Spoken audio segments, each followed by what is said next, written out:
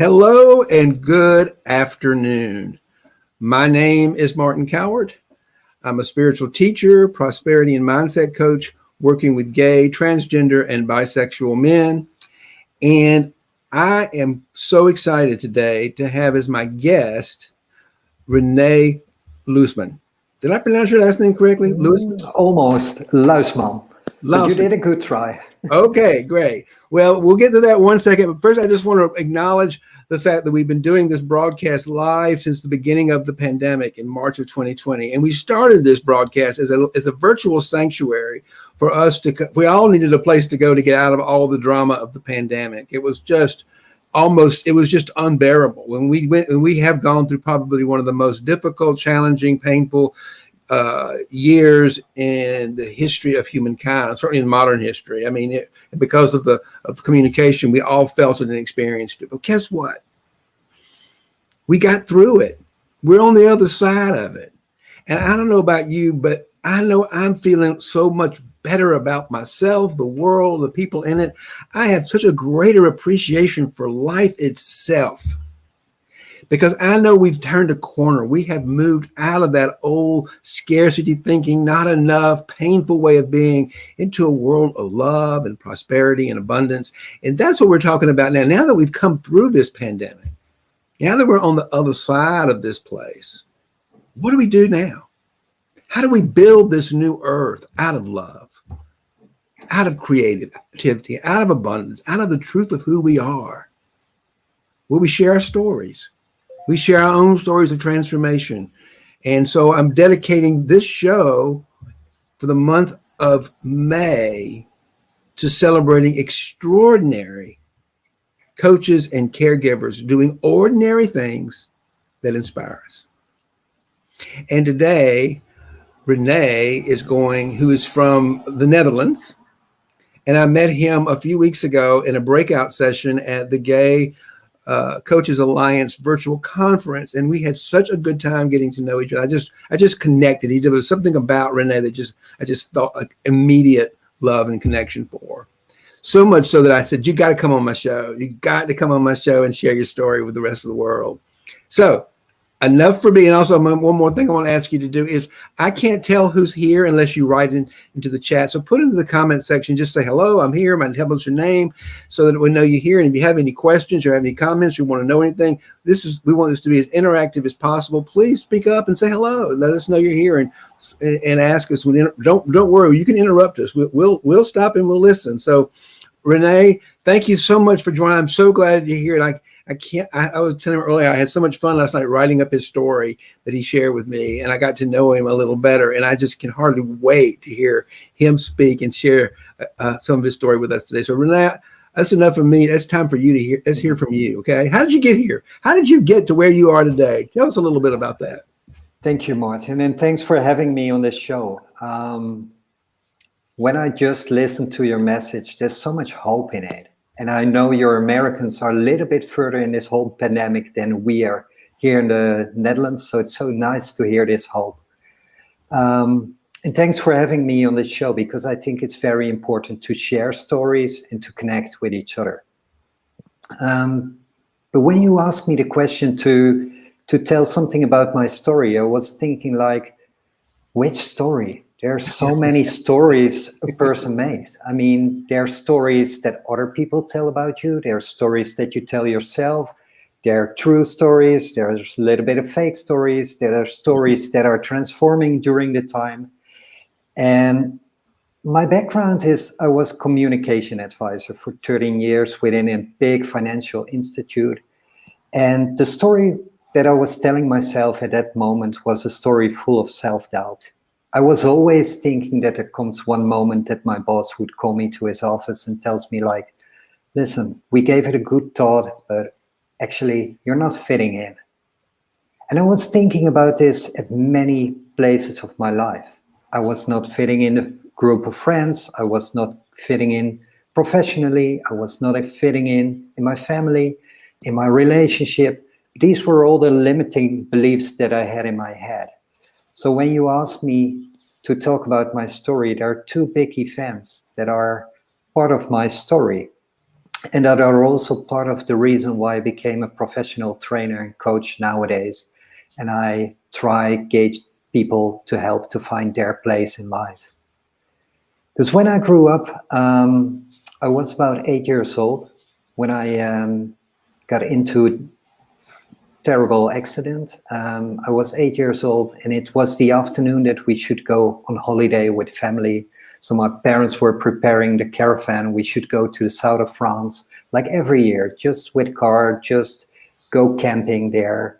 But in the late afternoon, we were trying to burn the ants in the garden. We were like, okay, we still have a couple of hours before we leave. So my dad was burning ants with kind of chemical stuff, like kind of lamp oil. So we, as small kids, me and my brother and my neighbor kids, some of the neighbor kids thought, well, we can do the same. So we tried to do it the same, few gardens further, and that went totally wrong. So the bottle of oil exploded. Everybody could jump backwards except for me. So I was 8 years old when I burned both of my legs, and I really had to learn how to walk again. And nowadays, I sometimes forget how much the impact is in my daily life, because honestly, I can do everything I want. I even walked the Camino de Santiago, 800 kilometers from France all the way to the west of Spain. So I'm not so much limited physically, but when it comes to what happens to the limiting beliefs that I had, I mean, what is the impact on a kid of 8 years old? And then the second life-changing event just happened a couple of years later. It's good to know I come from a family. I have two siblings. I'm the middle one. I have an older brother, a younger brother, a mom, a dad. And I grew up in a Christian family. And when I was about 11 years old, I found out that I'm attracted to boys. And what's the issue, you would say nowadays? But at that moment, there was nobody in my surrounding, in my environment, that could be like a role model. The internet was not there yet, so I couldn't Google it. I couldn't look it up. I lived in a small town in the Netherlands, and the only place I could go into is the library. Well, maybe you can imagine, but that's not the most exciting place if you want to discover yourself and your sexuality. But I had to start somewhere, so I tried to discover and try to understand what was going on, what this part of my identity was that I was doubting about. And on one hand, I read all the stories in the Bible of judgment. And on the other hand, I felt like there's nobody out there that's gay that I know. So where do these feelings come from? And in the upcoming years, I explored more and more about my identity. And there came a moment that I had to tell my parents. I believe I was 14 or 15 when my mom discovered that I was going out secretly every Saturday night without them knowing. And the next morning, Sunday morning, I woke up early and I went with them to church. So there was quite a big life, quite also a big challenge to keep this part of my life secretly. So somewhere in my 30s, I thought, life's okay. I mean, I was working for this big financial company. My boss was happy. I had a partner. I had a nice group of friends, but still something in my life felt like it was not okay. And I never realized that these two events that for me were like almost in a different life, that they had still such an impact on my life. I was so scared of showing myself to other people. I was so afraid of being rejected. And that was most of all because the way I was communicating with myself. And imagine I studied to be a communication advisor. I've learned 4 years about personal branding, marketing, communicating. But the thing that I never learned was to learn to communicate with myself in a constructive way. The way that I was communicating with myself was full of hate. I didn't like my body. I didn't like the way I communicated with other people. I didn't like what I was capable of. So I knew I had to change something about it. And what I know now is that it takes a lot of courage to dive into your own story and to reflect on what story are you telling yourself and to try to reframe this story and to try to see if this is the only story there is, or if there are different stories that you can tell yourself as well. And luckily, my boss asked me to improve my communication skills, my advising skills. And for me, that was an opportunity to ask him to follow an education as a trainer. And that study really helped me to transform myself. It really helped me to understand why I was communicating like this. And not in a strict way, not in a way like, okay, you're doing it totally wrong, you have to change it. But no, much more in a milder way to communicate in a soft, sensitive way to myself.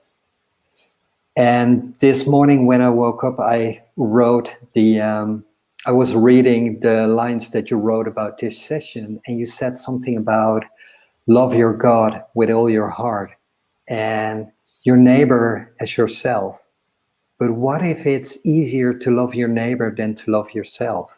And that was the struggle that I had to face. I had to invest in a relationship with myself in order to move forward.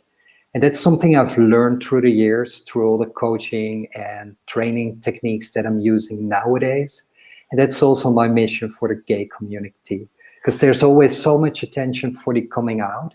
And of course, that's an important moment in your life. But what does it mean if you have been hiding parts of yourself for many, many years? As soon as you have your coming out, there's time to celebrate and to go out and to be proud of who you are. But also there needs to be time to process, like, who are you and which parts of yourself did you develop to protect yourself, and which patterns did you develop during the way, and how can you get much more closer to yourself and to your unique self to celebrate all the parts that you find difficult to accept as well. Yeah. So I love that's that. one of the stories. Yeah, that is beautiful. And the skill that I master and I use in my coaching is called shadow work. And people often ask me, well, what is shadow work? And I said, very simply, shadow is learning to love and accept those parts of ourselves we don't like. The shadow is that part of us that we hide, repress, and deny because we're ashamed of it. But it's our humanity. It's what makes us human. And what I would say is, from what you're telling me, is just spot on. And as we begin to love and accept those facets of ourselves, I think it's the word you often use, as we begin to love and accept and embrace that in ourselves, we also get to learn to love and accept it in other people. Absolutely. Because 99% of what we see is a projection from our own lens of the world. So if I'm looking at someone and I'm saying, I don't like that person because they're so controlling, what I'm really saying is, I don't like that part of me that's controlling.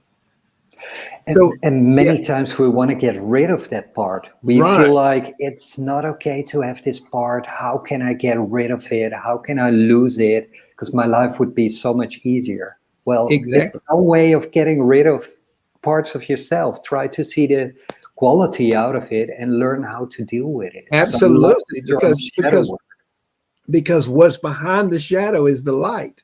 So if I'm needing to control something, it's usually because I'm trying to protect something.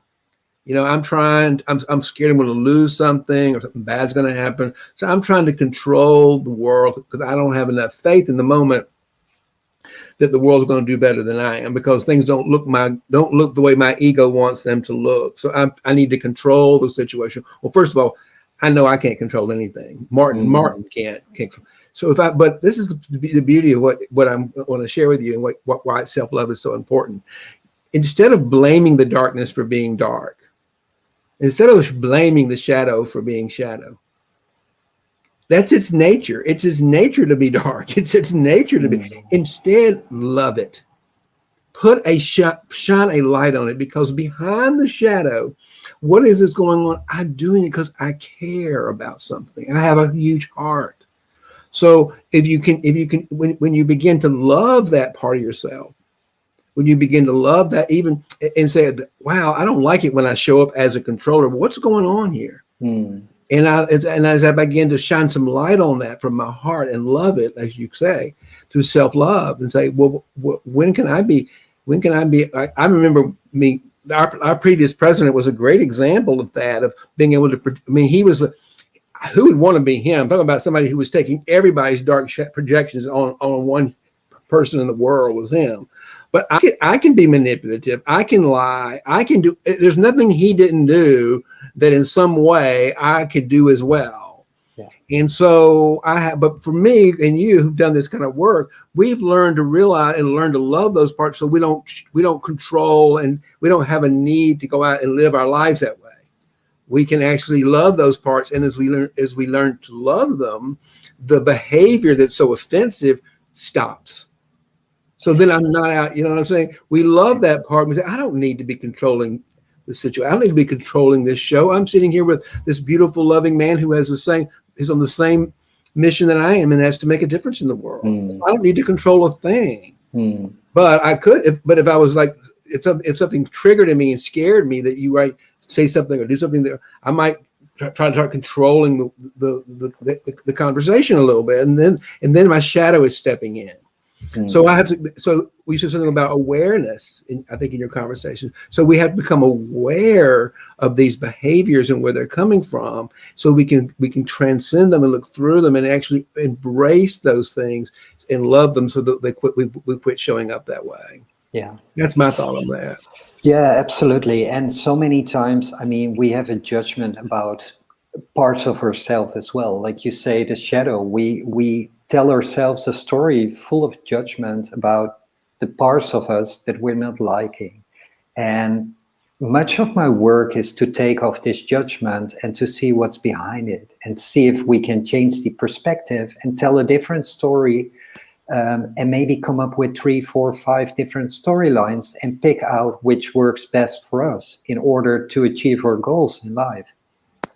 Absolutely. That's exactly that's the transformational experience, is to take a story that our shadow is making into a negative story, and maybe something bad happened to us. And part of the idea of radical forgiveness is to go back and take that story where you're still blaming people and you're still a victim, and you're still, you could be so angry at the Christians for didn't accepting you. Or as you begin to unframe it, and you can unpack it and say, what was the lesson I learned? And as you're able to say, oh my God, I learned this valuable lesson about myself and the world through that painful situation. And I can actually through forgiveness, and begin to realize and reframe that negative story to realize, oh my God, I am so grateful for what was once appearing to be bad and terrible. I can be grateful for the chance to learn and grow and expand myself. Yeah, that's beautiful. And it reminds me of the Persian poet, Rumi. Rumi, yeah. He has a quote, and I'm not sure if the translation is correct, but it's like, behind the judgment of good and wrong, right and wrong, there's an open field, and I want to meet you there. And for me, as a trainer and coach, that's what I want to do. But also to myself. I mean, if I judge myself and I'm aware of it, I try to see like, okay, what if I take off the judgment and look a little bit further? What do I find there? And like meditation is good way, like we're doing by the end of this session as well. Like meditation is good way of going through these levels of judgment and seeing what's behind it. Beautiful. And that is, you just nailed it. That is the power of meditation. That is why we do it, is to get out, is a little mini hero's journey, which is the journey from our heads to our hearts. And so meditation is where we meet in your Rumi. Would you repeat that again? That was so beautiful. I could just feel that. You said that so beautifully. Would you say that one more time? Behind the judgment of right and wrong, there's an open field. I want to meet you there. Yeah, I want to meet you there. I want to meet you in that empty space of no judgment. Yeah. Of infinite love. That's what infinite love is, isn't it? And if that's the way you can look at yourself like, okay, I'm not happy with this shadow part. I find it difficult that I'm sometimes can be too feminine or too strict or too, yeah, whatever it is. But if you can say like, hey, behind the judgment of right and wrong, there's an open field, and there's always an open field. And I want to meet myself there. And I think that's what self-love is all about, over and over again. It's not a kind of trick that you can do. It's not that people walk into my office, I let them do some tricks and they go out and they have self-love. No, it takes practice to invest in the relationship with yourself. Yeah, I think once we become kind of have a epiphany moment and realize really what wonderful, loving men and women we are, human beings we are as human beings, then that would be kind of maybe a transformation. But then we have to sustain that. We have to learn. I know for me, when I was in my dark night of the soul, as you will, curled up on the sofa, thinking I was about to go back. Here I'd gone from being a highly successful wealth manager with a fancy office on Park Avenue. I still had the fancy office on Park Avenue, but all of a sudden I just was in so much fear that the more fear I felt, the worse it got, and the more people didn't want to work with me, and it just fell down into the point where I was literally on the edge of bankruptcy. And I remember laying on my sofa and just feeling having a big old pity party, feeling so sorry for myself. And my spiritual teacher said, Martin, why don't you let that go? Why don't you practice a little contemplative prayer? And I won't go into too much. She says, why don't you just surrender all that to God? And it was hard to hear that. I mean, but what I did, I listened to her. She's a contemplative, and I've been on a pillow meditating for 25 years and 40 years practically. And I knew what she meant. I knew what she meant by that spiritual practice of surrender. So I did it. I did that. I did. Because I was so desperate. I was in so much pain. I created it myself. I don't know how I got here, but I knew it was bigger than me, and I had to have some help. And I needed something bigger than me to help me. So I literally just surrendered. And this may sound a little cheesy, but I'll tell you what happened.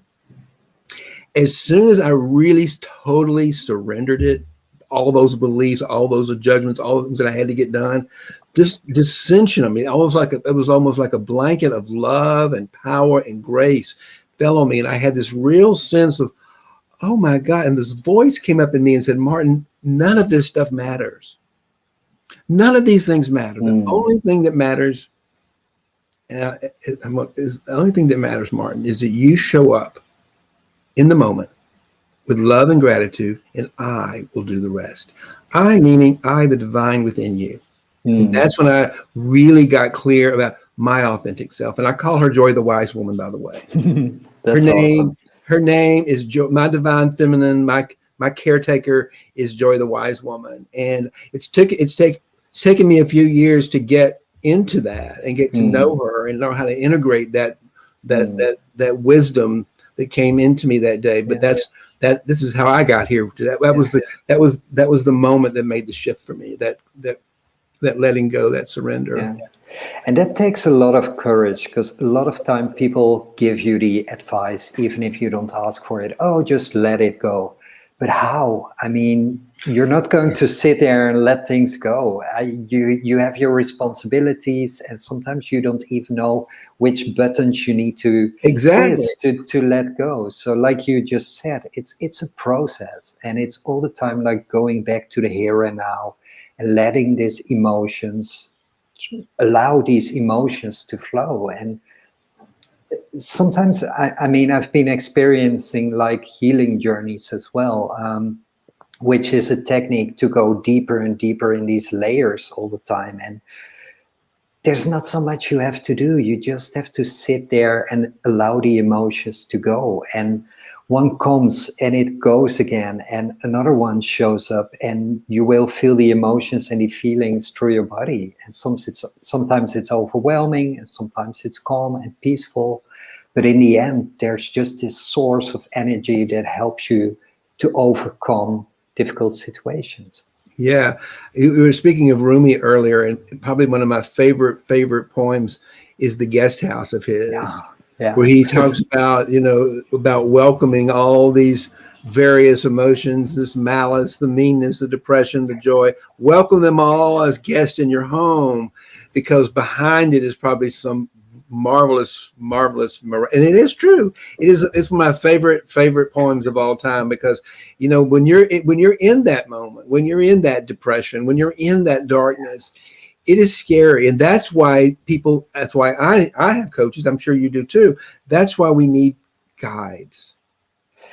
Yeah, and the first reaction is to fight against them. I mean, I'm a very welcoming person. Everybody's always welcome to have dinner, to come over for drinks and stuff like that. But as soon as anger comes in, or jealousy, or whatever bad emotion, I want to kick them out. Yeah. So that's a big battle. So I love that. I love that poet as well. Yeah, it's. Yeah. It's absolutely good. So I want to ask you a question here. We've got about 5 more minutes. I want to ask you, it's one of my favorite questions, and it's this. I call the pandemic the big timeout. It was like Mother Nature said, "Okay, people, I create this wonderful, abundant universe. I make these wonderful, major creatures called, and I give you all my power, and all you've done so far is complain and try to destroy it. So all of you are going to go to your room and you're going to be quiet until you're ready to come out and be grateful for what you got." And I got to tell you, I learned a lot about myself. I really learned some wonderful things about me. But I don't want to talk about what I want. I want to know what wonderful things you learned about René in the last year. What are some wonderful things you learned about you that you may not have ever learned had we not gone through that great big timeout? Mm-hmm. Well, it has been a year. It has been a roller coaster as well. And I mean, I've been going through different phases. And in the beginning, I was like, I want to help. I want to support. We're in this together. So I've been volunteering in the hospital. I've been calling all my clients, like from the past, like, if there's something I can help you with, just reach out. You don't even have to pay. We're in this together. We have to support each other. But I think I forgot myself in this. I forgot that I do have needs as well. And business-wise, it has been challenging. I'm still there. I'm still standing strong, but it has been challenging. So if there's one thing I've learned, is that it's so easy to just reach out to 1 or 2 people in your surrounding and ask, like, hey, how are you? Is there something I can do for you? And I really try to, ask for help to the people around me. Also share what is busy in my mind, what is going on, and also, try to find this connection. And instead of, I was always traveling all over the country. Every weekend I was on the road, and nowadays my world is just small, and the time that I spend with people, I try to make like quality time, and also to really see how we can support this, because we're in this together. Yeah, I love that, because what I'm hearing, this is a story I'm going to make up. What I'm hearing is you realize really how precious my life is and how precious your life is. And we're in this together to love and support each other. And in the short time that we're on this planet together, it's just too precious. The only way out and through and to make the best of it is to love and support, give and receive love. Yeah, and everybody's experienced this in a different way. I mean, if you're having a family with kids and you have to teach them at home, and you still have to do your job, and you have to be a loving parent and a loving partner, it's difficult. But even if you're single or living on your own, everybody has their own challenges. And and that's what I just want to say to the people who are watching as well. Just reach out to somebody and just ask them how they are. That's all you have to do. You know, I did something a few weeks ago. I get up in the morning and start my day with a kind of I get my coffee and I sit out here on my lovely porch, and I face east and I watch the sun come up, and I don't pick up my phone. I don't engage. I just allow my heart to wake up with the world. Mm-hmm. And then all of a sudden I'll start, things will come to me, and I decided, Martin, just text some people that you know, and ask them, say, hey, is there anything you need? Is there anything? I'm just checking in to see if there's anything you need. And I had more fun with that. I had more fun. And some people were like, what? And I'm like, no, I'm good. I'm saying, okay, I'm just checking in. And some people ignored it. And some people gave me the privilege of saying, yeah, I can need some help with something. I said, really? Well, let me see how I can help you with that. Yeah. And, you know, it really gave me a chance to, and because I really meant it. I wasn't just putting it out there to just put it out there. There was something about that came up in my meditation that morning and said, Martin, just reach out to the world on your phone and see if there's anything that people you know could use some help with. That's wonderful. Yeah. Yeah. And, you know, I know when I'm doing something that's good, that's right, because there's a difference between being kind and being nice. And I'll explain that to you. When I'm nice, it's a little bit of a quid pro quo. Like, I'll give you an example. I was so nice to her, and she still didn't invite me to her party. And then I might have an ugly name for her.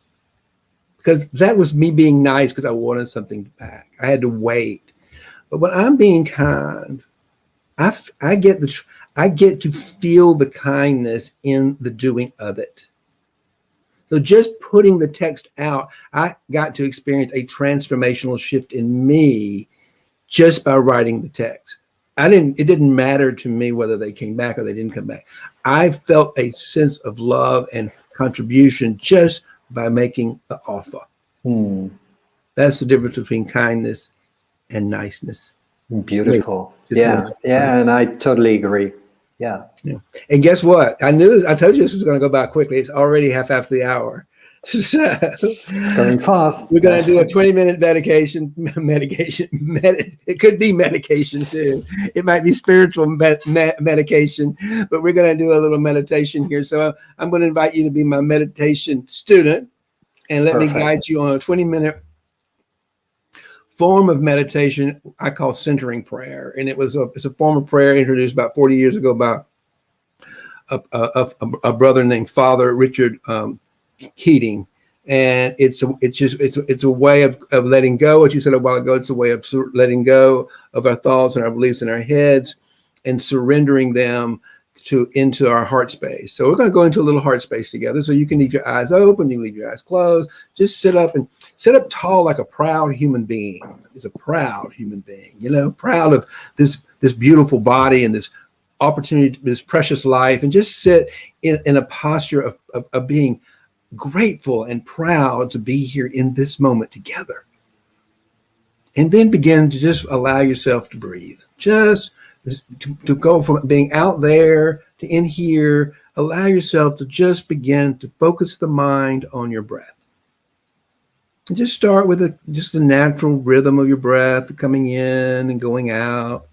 Notice the rib cage is expanding and contracting. Begin to notice how the belly will sometimes the muscles are pulling the breath in and helping. You don't even know it, but the belly muscles are actually part of the process of putting air in and letting air go. And when you meditate, you can't stop thinking, and you don't really want to, because then you wouldn't be alive. But you can slow it down a little bit and get some space between the thoughts. And a little technique that I'm going to teach you is a little reverse engineering. When we think, our tongues vibrate. So if we can slow down the vibration of the tongue consciously, we can slow down the thoughts in our head. And the way I like to do this is to take the tip of your tongue and gently rest it on the roof of your mouth, just behind your front teeth, so it's kind of natural. Slightly part your lips and relax your jaw and just breathe. And as you're breathing in and out through the mouth and the tongue, become conscious of the breath gently massaging the tongue as it flows over the tongue in and out. And just bring your consciousness to the mind awareness, to breathing and relaxing the tongue. You have nothing else you have to do. You just have to be still and breathe and relax the tongue. And just do that for a few minutes and just see what that feels like. As you allow yourself to get still and just breathe. Just be still and breathe.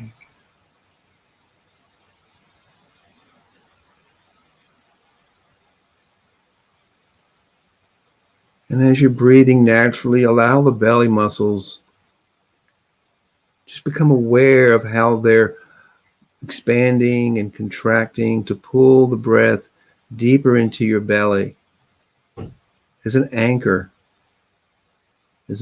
of spirit to hold you in the chair.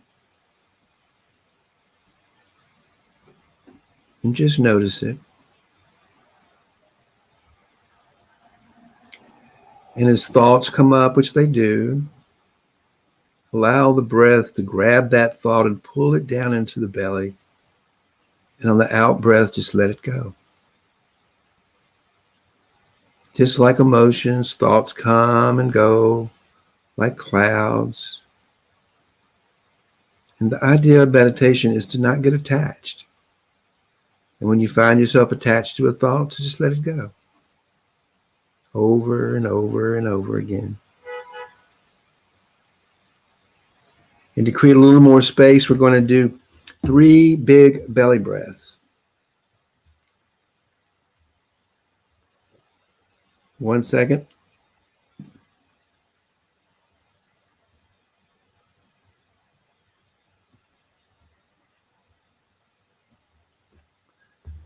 Set the bell now. So with the belly muscles and your tongue resting gently against the roof of your mouth and your mouth slightly parted, and just begin again to breathe, becoming conscious of your belly, the muscles in your belly and the work that it's doing. Allow the belly to pull in and just pull in the breath through the mouth, through the nose, deep into the belly, and just hold it. Ready? Hold it, create some space. Now let it go. And as you release the breath with intention, let go of every thought, every belief, every opinion, every judgment, every story, every worry. Just let them go. That's what we mean by letting go of all that noise in our head. And just allow that bell to pull us deeper into ourselves and out of our heads and into the heart. Just imagining the heart opening every time you breathe to take in more air, more love, more joy, more gratitude. And we're going to do another big belly breath. We're going to bring the breath in through the mouth and the tongue and the nose. We're going to bring it across the tongue. We're going to expand the heart area and pull that breath deep into the belly and hold it just to almost discomfort and let it go. You ready? Pull it in. Hold it. Hold it to almost a little bit of discomfort, because you, like you do when you hold on to too much stuff in your head. Let it go. Just let it go. And let go of any remaining beliefs and opinions about which you are ashamed or which you believe is good or bad, and allow yourself to fall into that empty space between.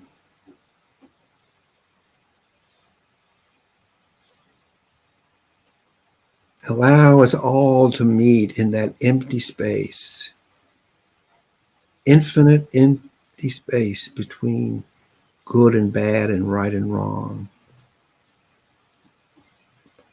And we're going to do one more belly breath, and then I'm going to be quiet for the rest of the meditation, except for the interval bells, which you're going to hear from time to time. And the purpose of those bells is to wake us up.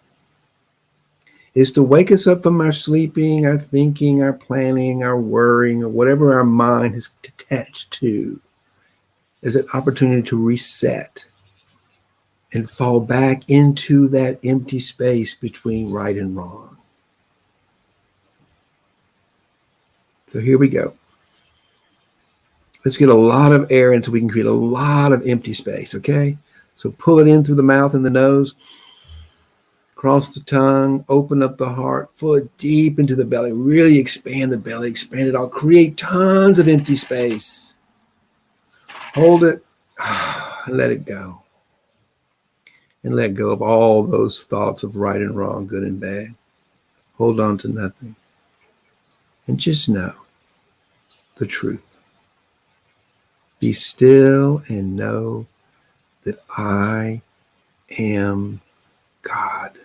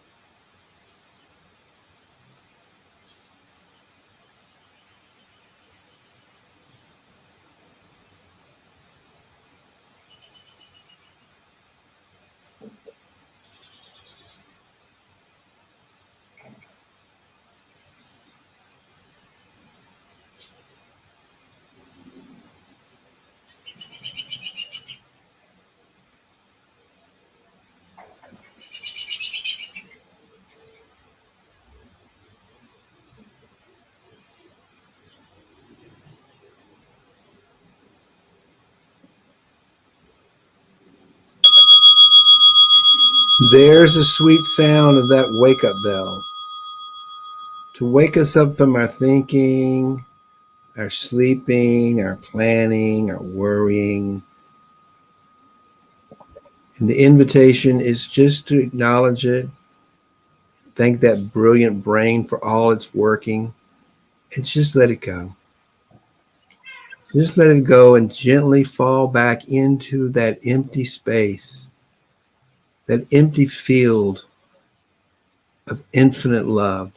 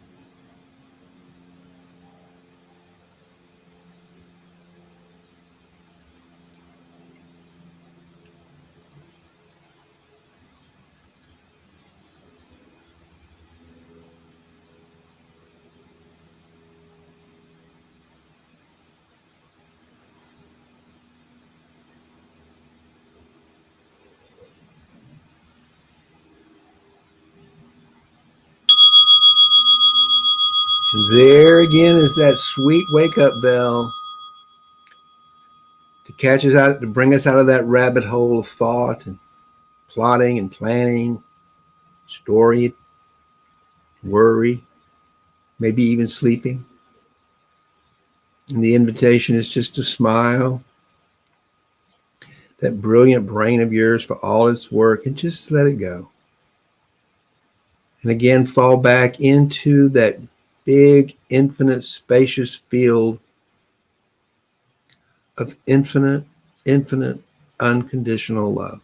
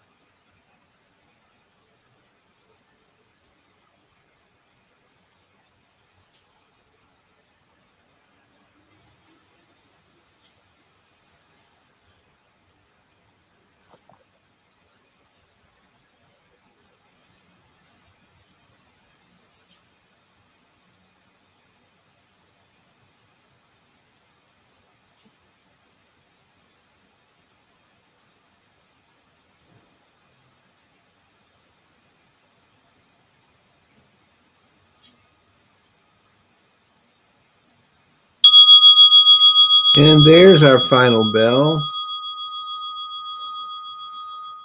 Come on back to join us, René.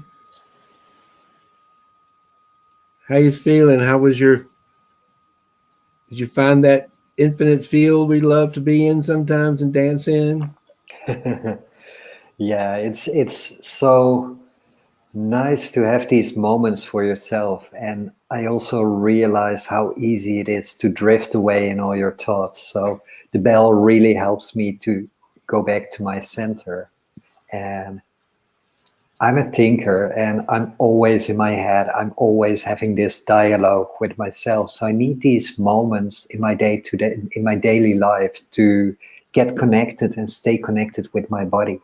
And not only trust the information and the stories in my head, but also respect and listen to the body, to the stories that the body is telling. Mm-hmm. Yeah, because the body tells us our stories through our emotions, because we hold those emotions in our bodies. So something I want to go back to earlier, when we're feeling those negative emotions that we want to resist and want to push away. And you said earlier, instead of pushing them away, if we can accept them and hold them and sit in them and feel them, that we can learn something. We can go deeper inside ourselves. Mm. And I know that to be true. When we go in, we can find at the bottom of that emotion is a deeper truth that we're loved. It is. And it's also a matter of changing this perspective. So many times we fight and we just think about what we want to avoid. But if you're aware of that and you're able to change the perspective, and I mean, you can, because there's always a second storyline that you can put next to the original storyline or your current storyline. And don't think about what you want to avoid, but think about what you want to achieve. And that directly gives a different sensation in the body and a different energy. Thank you for that. It's a wonderful tip. I can't agree more. That's a beautiful tip. Just if you're just feeling something, just allow yourself to feel it, and you'll soon find. And you begin to feel. It may sound weird. Let's just say you're feeling the one we all hate, particularly as men, is that feeling of shame. But when you're feeling shame, you're feeling shame. I mean, that's just what you're feeling in the moment. And mine, from what we're both saying, is just, okay, I'm feeling shame right now. And if I'm feeling shame, maybe now is not the best time for me to call a new client or make a call. Maybe the time is me to go just sit in nature and feel that shame and just see what's going on inside of me and see what's underneath that shame and or anger or whatever that is. Because for me, sometimes those negative emotions are not the time when I want to go out and engage with other people, because I might project that onto them. So so being emotionally intelligent is to be emotionally intelligent with ourselves, so that we know when we might want to shift the next best thing. And shame can be a very powerful, strong, overwhelming emotion. And yes, I think especially for gay men, we are so familiar with shame, but many times it's shame based on an old story, the story of our inner child, where we've been hurt or when it was important to survive in order to not be rejected from your parents, your culture, wherever you come from. And it takes courage to show yourself. Yes, it does. It takes courage to show. It takes courage to ever get out of that feelings of self-worth and self-doubt. And the one thing that struck me a lot when I was working with your story last night was that, yes, we all have to do our own work, but we certainly aren't meant to do it alone. Yeah. We need each other. I need you and you need me, and we need each other. And that was the premise behind me even creating this sanctuary back in the beginning. I had no idea what I was doing, by the way, back in March. I'd never done a live Facebook Live before. And I thought, at you now. And talk about feeling vulnerable. I was going to bring my whole meditation practice to the world stage, So, you won't believe the fear in my head with all that kind of nonsense. When I started my business, I was terrified. I didn't even believe that I could survive half a year. And what I did is I reached out to 4 or 5 people and I asked them, do you believe in me? And do you want to support me? And they said, yeah, of course we believe in you and we want to support you. What can we do? And I said, just believe in me. Just let me know that you're behind me. If I have a moment of doubt, that I can fall back and that I know that there are 4 or 5 people behind me that believe in me. And that gave so much support to go on. I love that. Thank you for sharing. That is beautiful. Thank you. That's great advice for almost anybody listening right now. If you're about to take on something new that you're just not quite sure about, you have some self-doubt, find 3 or 4 people that you can trust, that you can be vulnerable, and tell them the truth and say, I'm doing something. I'm a little scary about this. Can you believe in me when I'm afraid I can't, when I'm not able to believe in myself? Yeah. And you help them as well, because you inspire them. You show them your courage and your vulnerability. And that brings a deeper connection between people. Yeah. Yes, it does. So I can't believe we're almost at the end of this hour. But I do want to give you an opportunity, because you're such a beautiful, loving, I can't imagine anything more delightful than to have you as my coach. And so I imagine there may be people who are listening either now or listening to the replay that would love to get in touch with you. I know you have a Facebook page with your name, and that's always a really quick reminder. But other than your Facebook, so why don't you just tell people what's the best way for people to reach out to you, the simplest one, the easiest for them to remember, so that they can find you and get in touch with you and find out more about how you can have a relationship with you. Yeah, sure. Yeah, whenever you have a question, whenever you want to talk about this subject or want to know more about what I'm doing or share your thoughts about this, just reach out. My website's gaymancoaching.nl. There's an English section in the upper right corner. There's a free online magazine that you can download about authenticity, and there's lots of information about my story, who I am, what I do, and yeah, whatever you want to share, feel free to send me a message, because that's something I always said. I want to be approachable to everybody.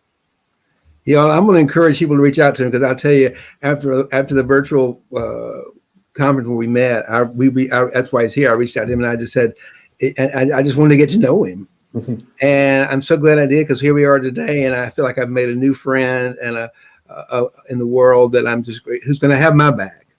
Thanks for the opportunity, and thanks for this support, Martin. I really love what you're doing here, and there's so much hope, and there's so much positivity in it, and I really love it.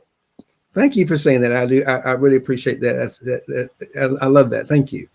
Hold on one second. I'm going to close this out, and we're going to meet backstage for just a second. But I just want to let everybody know about a couple things coming up. One, I have a Facebook group called Financial Heart Space for Gay, Transgender, and Bisexual Men. And that group is specifically for our tribe to deal with our specific wounds. We have our own woundedness. And so that's a safe space for us to work. And I have another Facebook group called the Financial Mystic Sanctuary, and that's for everybody. So I just want to make sure that if you're gay or bi or transgender male, please join us in there. We do all sorts of cool things, fun and workshops. And as a matter of fact, I'm going to let you know I'm going to give you a little hint. On June the 7th, mark your calendar, I'm going to be giving away a free 5-day workshop, less than an hour a day for 5 days to transform those feelings of self-doubt and insecurity into the love and abundance of the truth of who you are. And the intention of those 5 days is to, in those short 5 days, is to take you on a real hero's journey and create a transformational experience. So at the end of that, you're going to know exactly who you are, why you're here, and how important it is for you to get out there and do your thing, and how lucrative it can be. When you're doing what you love to do, it's fun to make money. That's coming from a prosperity coach. It's just a lot more fun to make money by making a contribution and adding value. People are asking, how do you decide how much you're going to charge as a coach? You charge as much as the value you give. And the only person that knows that is me, the coach, and René, the coach. So I've got but that program is free. So, and it's valuable, and you're going to get something from it. And so tune for that. It's going to be on June the 7th. And in the meantime, have a great weekend. I'll see you on Monday, and may love and prosperity prevail. Thank you for joining me today.